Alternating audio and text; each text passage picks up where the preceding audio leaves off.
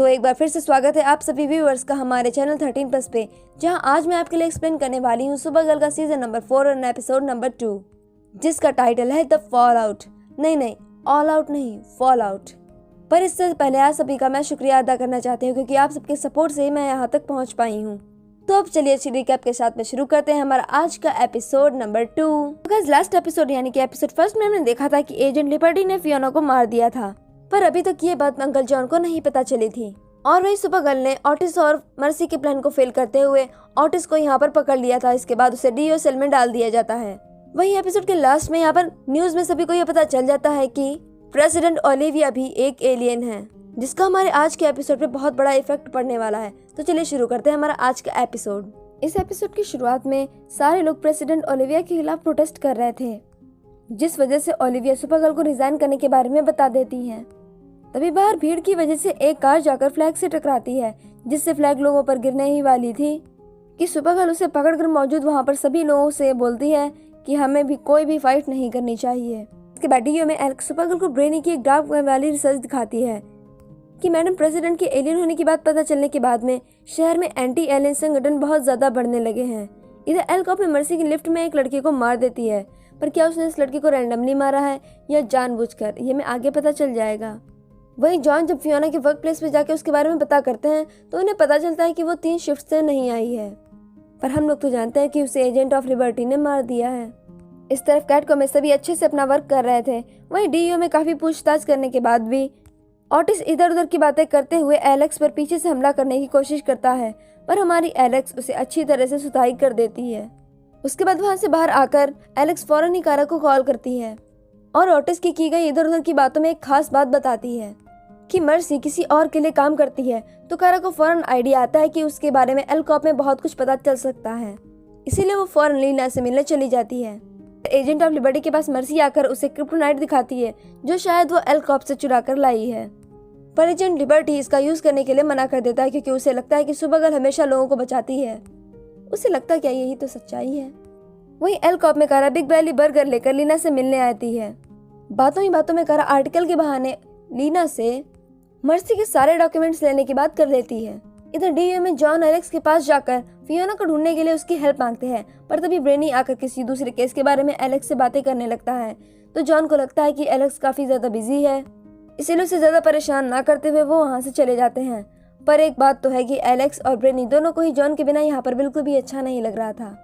वहीं जब कैटको में निया सो रही थी तो जेम्स उसे जगाते हैं और उठते ही निया फौरन ही कॉफी लेने चली जाती है। वहां पर ब्रेनी भी पिज्जा ऑर्डर करने आया था। इधर एल कॉप में कारा को मर्सी के बारे में लीना बहुत कुछ बताती है कि जब मेरी मॉम मेरे साथ में नहीं रहती थी तो उसने एक बड़ी बहन के जैसे मेरा ख्याल रखा था, पर शायद वो लेक्स से इतनी ज्यादा परेशान हो चुकी थी, इसीलिए उसने गलत रास्ता चुन लिया। इन दोनों की बातें चल ही रही थी कि तभी वहां पर ईव आकर लीना को इन्फॉर्म करती है कि चीफ कंप्यूटर प्रोग्रामर जिन्होंने इमेज इंड्यूसर बनाया था, जिनका नाम केविन है, वो मर चुके हैं। गाइज, इसे ही मर्सी ने लिफ्ट में मारा था। अब हमें थोड़ा थोड़ा पता चल जाता है कि मर्सी ने इसे क्यों मारा होगा। शायद वो कंप्यूटर के जरिए इमेज इंड्यूसर को हैक करके एलियंस की सारी सच्चाई लोगों के सामने लाना चाहती होगी। ईव आगे बताती है कि वो उसका लैपटॉप भी लेकर गई है, और अब हमें मतलब साफ साफ समझ में आ जाता है। लीना को भी ये बात सारी समझ में आ रही थी, इसलिए फौरन ही वो उसके लैपटॉप को पूरा का पूरा ब्लॉक करने जाती है। पर किसी को ब्लॉक करने के लिए लीना को थोड़ी देर के लिए इमेज इंड्यूसर को बंद करना था, और यहाँ पर ऐसा ही होता है। उसके ब्लॉक करते ही इमेज इंड्यूसर थोड़ी देर के लिए बंद हो जाता है। तो इधर ब्रेनी भी अपनी रियल फॉर्म में आ जाता है, जिससे कि एलियन देखकर सभी लोग उसे आगे मारने के लिए बढ़ते हैं, पर निया बीच में आकर उसे रोक देती है और बताती है कि हम इंसान हैं और हम किसी के साथ भी ऐसा नहीं कर सकते, हमें सबको रेस्पेक्ट देनी ही चाहिए। तब तक लीना ने इधर सब कुछ ठीक कर दिया था, इसीलिए इमेज इंड्यूसर दोबारा काम करने लगते हैं। वही मर्सी खुद को ब्लॉक देखकर लैपटॉप तोड़ देती है। इधर निया ब्रेनी के पास से पिज्जा दिलाकर वहां से चली जाती है। अंकल जॉन चुपके से फियोना के घर आकर चेकिंग करते हैं, तो उसके लैपटॉप को चेक करते समय उन्हें एक नोट मिलता है, जिस पर कि 11347 नंबर लिखा था, और उसका यूज करने के बाद एक डीन पेट्रोलियन नाम के पुलिस वाले की फोटो सामने आ जाती है। इन अंकल के बारे में हम आगे जानेंगे। इधर कैट कोमेनिया जेम्स को एलियन के खिलाफ हो रहे बुरे व्यवहार को रोकने के लिए आर्टिकल लिखने के लिए बोलती है, पर वहाँ पे जेम्स मना कर देते हैं। उनको सही से बात मनवाने के लिए यहाँ पर निया बता देती है कि वो एक ट्रांसजेंडर वुमेन है, और वो समझ सकती है कि जब आप थोड़ा अलग होते हैं तो लोग आपको किस नज़र से देखते हैं। गाइस, क्या ऐसा करना सही होता है? मुझे कमेंट करके ज़रूर बताइएगा। डीईओ में ब्रेनी एलेक्स को बताता है कि मर्सी को भी जितना चाहिए था लैपटॉप से उतना नहीं मिला है, इसलिए वो आगे बढ़ रही है। शायद वो इस वक्त एलकॉप की बिल्डिंग में जा रही होगी। इधर हो भी कुछ ऐसा ही रहा था। एलकॉप की पूरी बिल्डिंग में लॉकडाउन लग गया था क्योंकि वहां पर मर्सी आ चुकी थी और लोगों पर एक सोनिक साउंड से अटैक करती है, जिससे सभी एम्प्लॉयज के कान में बहुत तेजी से दर्द होने लगता है। लीना को मर्सी के बारे में पहले से ही पता था, इसीलिए वो सोनिक साउंड से बचने के लिए ईव, कारा और खुद के लिए गैजेट लगा लेती है अपने कानों में। तीनों के रूम से बाहर आते ही मैरी के गुंडे इन तीनों पर हमला करने लगते हैं, पर ये लोग लिफ्ट में चली जाती हैं। वहाँ के एक स्क्रीन पर मर्सी लाइव आकर लीना को ह्यूमिलिएट करती है। फिर जब तीनों लड़कियां लिफ्ट से बाहर आती हैं तो मर्सी दोनों तरफ से दरवाजे बंद करके इन्हें बीच में ही फंसा देती है। पर दरवाजा बंद होने से पहले कारा पीछे से जाकर एक दरवाजे के बीच में अपना पैर रख देती है, जिसकी वजह से एक दरवाजा बंद नहीं होता। कारा यहाँ पे परेशान होने का नाटक करती है ताकि लीना को उस पर शक ना हो, और लीना को शक कुछ भी नहीं होता। इसी वक्त कारा को एलेक्स का कॉल आता है, तो एलेक्स कारा को बोलती है कि तुम्हें सुपर गर्ल बन के वहाँ पर लोगों की जाकर हेल्प करनी होगी। पर इस वक्त हमारी कारा यहाँ से बच के नहीं निकल पा रही थी, तो वो सुपर गर्ल बन के कैसे आ सकती थी। तभी ब्रेनी सुपरगर्ल को बताता है कि यहाँ पे बहुत सारे लोग आ रहे हैं तुम्हारे सामने से, लेकिन एक बात है कि ब्रेनी यहाँ पर कई बार गलतियाँ करते हुए बताता है। कभी बताता है कि दूसरी तरफ से आ रहे हैं, कभी बताता है कि दूसरी तरफ से आ रहे हैं। उसका दिमाग क्यों हिला हुआ है ये भी शायद हमें आगे बताया जाएगा। पर सुपरगर्ल यहाँ पर अपनी एक्सरे विजन से पता कर लेती कि वो लोग किस तरफ से आ रहे हैं, इसलिए दूसरी तरफ के दरवाजे से तीनों बाहर निकल आती हैं और ईव यहाँ पर दरवाजे के मेन फ्रेम में कुछ गड़बड़ी कर देती है, जिससे कि डबल दरवाजा लॉक हो जाता है। यहाँ से बाहर आने के बाद में कारा और लीना अपने नीचे वाले रूम में चली जाती हैं, जहाँ पर लीलिन का सूट रखा था पर उसका एक हाथ गायब था, जो कि मर्सी अपने हाथ में पहने हुए थी। तो फिर चुपके से लीना भी एक हाथ को उठा लेती है और उसे पहन लेती है और फौरन कारा को यहाँ से निकाल करके खुद मर्सी से फाइट करने लगती है।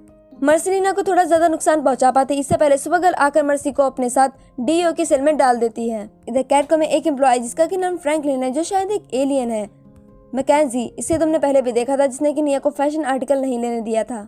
उसने फ्रैंकलिन की कॉफी में पत्ते और पत्थर डाल दिए थे। ये देखकर जेम्स को गुस्सा आता है, इसीलिए वो उसे डांटते हुए माफी मांगने के लिए बोलते हैं और रिपोर्टर होने की सच्चाई बताते हैं कि रिपोर्टर होने का मतलब है कि सच्चाई बताना और उसको कबूल करना, ताकि छोटी छोटी बातों पर बच्चों की जैसे रिएक्ट करते रहना। यहाँ डीओ की सेल में मर्सी एक रेमंड नाम के सोल्जर को भड़काने की कोशिश करती है एलियंस के खिलाफ, और उसका यहाँ पर रिएक्शन भी थोड़ा ऐसा ही होता है। पर रेमंड खुद को संभालते हुए साफ साफ कह देता है कि उसे डायरेक्टर एलेक्स पर पूरा भरोसा है। इधर जॉन उसी डीन नाम के पुलिस वाले से मिलने आए थे। ये अंकल जी फियोना के पड़ोसी थे, पर जॉन के फियोना के बारे में पूछने पर डीन उन्हें बताता है कि वो इस समय इनके बारे में कुछ भी नहीं जानते। इस तरफ डीयू में ब्रेनी अभी भी पिज्जा वाले इंसिडेंट के बारे में सोच रहा था, शायद वो इसीलिए परेशान था। क्या एआई भी परेशान हो सकते हैं? इसका एग्जाम्पल है ब्रेनी। एलेक्स को पूरी बात बताते बताते वो एलेक्स को ये भी बता देता है कि उसकी कॉफी और पिज्जा का नाम बर्नी बता देता है, जिसको सुन के सभी के सभी यहाँ पर शौक हैं। आप, मैं और एलेक्स, सभी लोग। एलेक्स को ब्रेनी पर इतना ज्यादा भरोसा देखकर वहाँ पड़ोस में खड़े रेमंड को थोड़ा अच्छा नहीं लगता। कहीं ये रेमंड नाम का लड़का कुछ गलत ना कर दे, क्योंकि उसको देखकर कुछ अच्छा नहीं लग रहा है। वहीं से बगैर लाइव अगर पूरी सिटी के लोगों को समझाती है कि वो भी तो एक एलियन ही है, इसीलिए जरूरी नहीं कि सारे एलियन बुरे ही हों और आपको नुकसान पहुंचाएं। इसके बाद सुबह न्यू प्रेसिडेंट बेकर से मिलने आती है। वहीं डीओ में एलेक्स को एक अलर्ट मिलता है, जिसमें कि पता चल जाता है कि रेमंड ने मर्सी और ओटिस को सेल से बाहर निकाल दिया है। मुझे पता था ये कुछ ना कुछ गलत करने वाला है, पर इतना ज्यादा गलत करने वाला है ये नहीं मालूम था। एलेक्स तभी तुरंत सभी लोगों को और इसके बारे में बता देती है और हाई अलर्ट जारी कर देती है। वहीं अंकल जॉन को हम एजेंट ऑफ लिबर्टी की मीटिंग में देखते हैं, जो शायद यहाँ पर फियोना के बारे में पता करने आए होंगे, जहाँ एजेंट लिबर्टी एक बहुत बड़ा सा भाषण देते हुए बताता है कि जो एलियन को बचाएगा हम सभी सिर्फ उन्हीं को सपोर्ट करेंगे, कि एजेंट लिबर्टी सिर्फ अपने काम के एलियंस को ही बचाना चाहता है। फिर वो सभी लोगों को एक्स प्रेसिडेंट ओलिविया के बारे में भड़काने लगता है। वहीं दूसरी तरफ ऑटिस और मर्सी रेमंड के साथ में अपने ठिकाने पर आ गए थे, जहाँ तीनों क्रिप्टोनाइट के साथ थोड़ी गड़बड़ी करते हैं या फिर एक एक्सपेरिमेंट करते हैं, जिससे क्रिप्टोनाइट धुआं बनकर चारों तरफ गिरने लगता है, यानी कि फैलने लगता है, जिससे हवा में उड़ रही सुपर गर्ल को अचानक से क्रिप्टोनाइट का जहर मिलने लगता है, यानी कि उस तक पहुंच गया था क्रिप्टोनाइट। उसके असर से वो धीरे धीरे नीचे गिरने लगती है, जिसके साथ में हमारा ये एपिसोड यहीं पर खत्म हो जाता है। गाइस, ये एपिसोड तो यहीं पर खत्म होता है। अब इसके बारे में हम लोग आगे जानेंगे कि आगे क्या क्या होने वाला है। तब तक के लिए अपना ख्याल रखिएगा। मिलते हैं अगले एपिसोड में। सभी को टाटा बाय बाय।